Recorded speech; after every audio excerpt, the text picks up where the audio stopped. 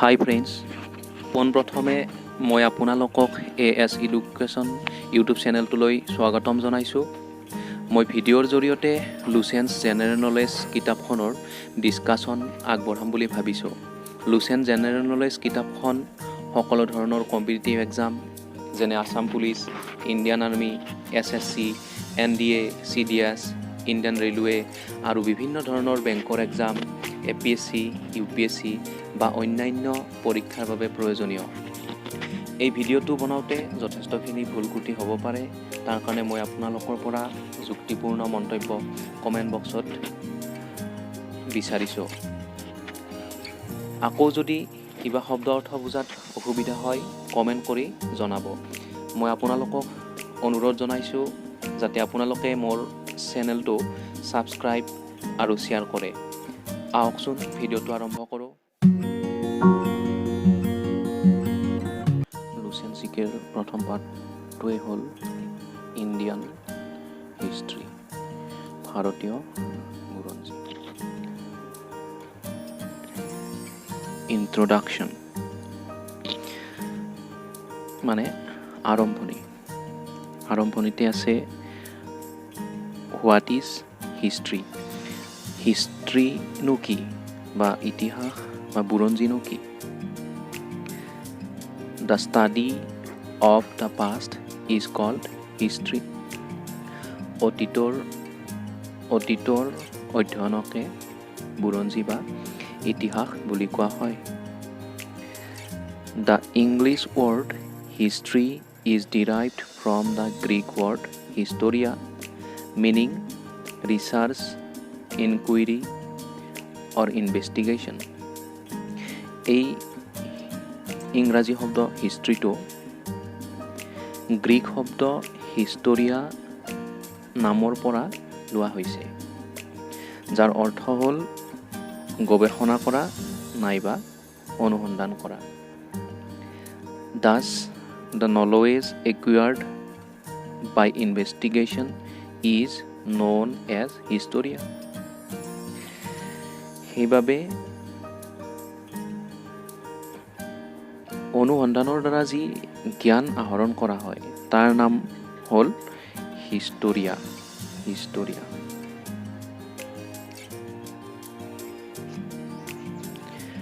The Greek historian Herodotus 484 BC to 425 BC was the first real historian of the world.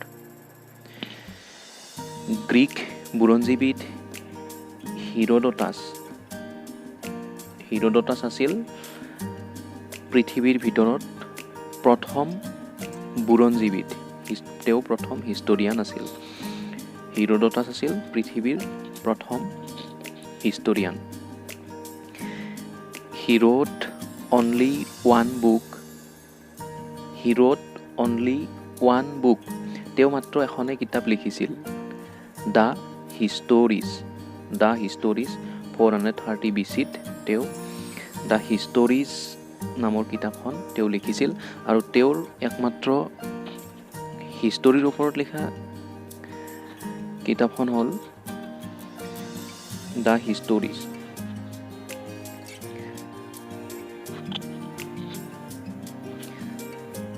The Histories describes the background and events of the Greco-Persian / Greek-Iranian wars. হিৰোডটাছে লিখা সেই হিষ্টৰিজ নামৰ কিতাপখনে কিহৰ কথা বুজায়, কিহৰ কথা বৰ্ণনা কৰে? এই কিতাপখনে বৰ্ণনা কৰে গ্ৰীচো-পাৰ্চিয়ান নাইবা গ্ৰীক ইৰাণিয়ান যুদ্ধসমূহৰ বিষয়ে বৰ্ণনা কৰে। First of all, the Roman philosopher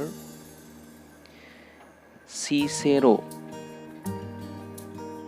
106 BC to 43 BC called him the father of history. Roman দার্শনিক Cicero চিচেৰো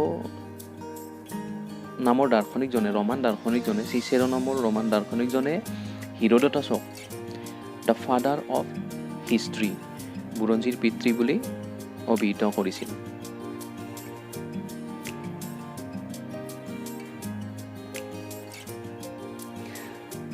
the German historian Leopold von Ranke the German historian Leopold von Ranke 1795 to 1886 AD is known as the father of modern history. German বুৰঞ্জীবিদ Leopold von ৰেংকেক the father of modern history বুলি কোৱা হয়। তেওঁক আধুনিক বুৰঞ্জীৰ পিতৃ বুলি কোৱা হয়। আধুনিক বুৰঞ্জীৰ পিতৃ বুলি জাৰ্মান বুৰঞ্জীবিদ লিঅ'পোল্ড ফন ৰেংকক কোৱা হয়। According to Ranke, the task of historian was to describe the past as it actually was. Rankeৰ মতে the task of historian বুৰঞ্জী বিষয়ক যিটো কৰ্ম was to describe the past কিহৰ বাবে আছিল যে অতীতৰ বিষয়ে বৰ্ণনা কৰাৰ বাবে আছিল। ইট একচুৱেলি ৱাজ যে অতীতনো আচলতে কি আছিল তাৰ বিষয়ে যি বৰ্ণনা আগবঢ়ায় সেইটোৱে হৈছিল বুৰঞ্জীৰ কৰ্ম। এইটো ৰেংকে কৈছিল, লিঅ'পোল্ড ফন ৰেংকে এই কথাষাৰ কৈছিল। ৱে এজ এংগেণ্টলিক জিৱেচেন এইটো জাৰ্মান ভাষা, জাৰ্মান ৱৰ্ডছ ইয়াতে লিখা আছে German words. What it the past actually was English translation মানে ৱে এজ এংগেণ্টলিক জিৱেচেন এই জাৰ্মান শব্দটোৰ অৰ্থ হৈছে the past actually was what it actually was আচলতে এইটোনো কি আছিল এইটো অৰ্থ হৈছে এইখিনিৰ অৰ্থ এইখিনি।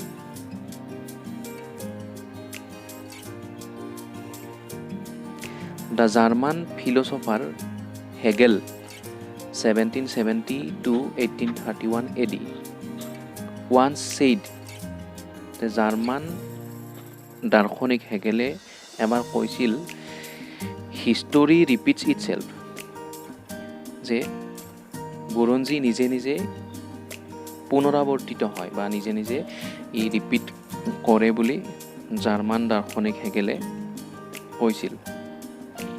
Letter on German economist and philosopher Karl Marx 1818 to 83 AD extended the line history repeats itself first as tragedy second as farce.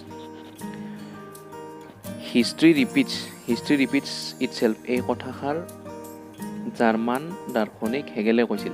এইখিনি মনত ৰাখিলে হ'ব ইয়াৰ পৰা যে হিষ্ট্ৰী ৰিপিটছ ইটছেল্ফ এই কথাষাৰ জাৰ্মান ফিলচফাৰ হেগেলে কৈছিল।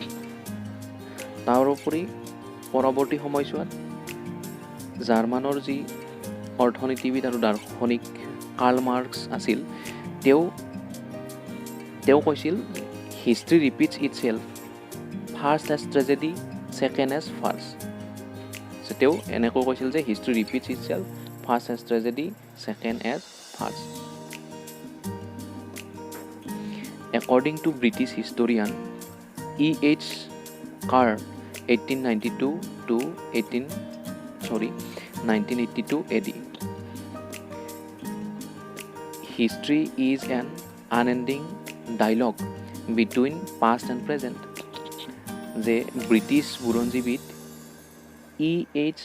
Carr তেওঁ কি কৈছিল যে history is an unending dialogue between past and present. A system of dating মানে আমাৰ যি তাৰিখ গণনা আছে বা কেলেণ্ডাৰ যি আছে সেই কেলেণ্ডাৰৰ যিবিলাক চন সেই চনটো কেনেকৈ নিৰ্ধাৰণ কৰে তাৰ এটা প্ৰক্ৰিয়াৰ কথা ইয়াত কৈছে BC and AD BC আৰু AD BC is the acronym of before Christ before Christ শব্দটোৰ সংক্ষিপ্ত ৰূপ BC মানে BC মানে before Christ মানে হৈছে যীশু খ্ৰীষ্টৰ জন্মৰ আগৰ সময়খিনিক before Christ বুলি কয় This is an English phrase meaning before the birth of Jesus Christ ইয়াত কৈ দিছে যে এইটো এটা ইংৰাজী ফ্ৰেজ এইটো এটা যাৰ অৰ্থ before the birth of Jesus খ্ৰীষ্ট যে যীশু খ্ৰীষ্টৰ জন্মৰ আগৰ সময়খিনিক বিফৰ খ্ৰীষ্ট বুলি কয় so' the years before the birth of Jesus Christ is known as before Christ সেইবাবে যীশু খ্ৰীষ্টৰ জন্মৰ আগৰ বছৰবিলাকক বিফৰ খ্ৰীষ্ট বুলি জনা যায় and it is denoted as BC in short আৰু ইয়াক সংক্ষিপ্ততে BC বুলি কোৱা হয় এক্সাম্পল ইয়াত এটা এক্সাম্পল দিয়া আছে Gautam Buddha was born in 563 BC Gautam বুদ্ধই 563 BCত জন্মগ্ৰহণ কৰিছিল and আৰু died in 483 BC আৰু তেওঁ 483 BCত মৃত্যুবৰণ কৰিছিল Alexander the Great was born in 356 BC and died in 323 BC Alexanderে 356 BCত জন্মগ্ৰহণ কৰিছিল আৰু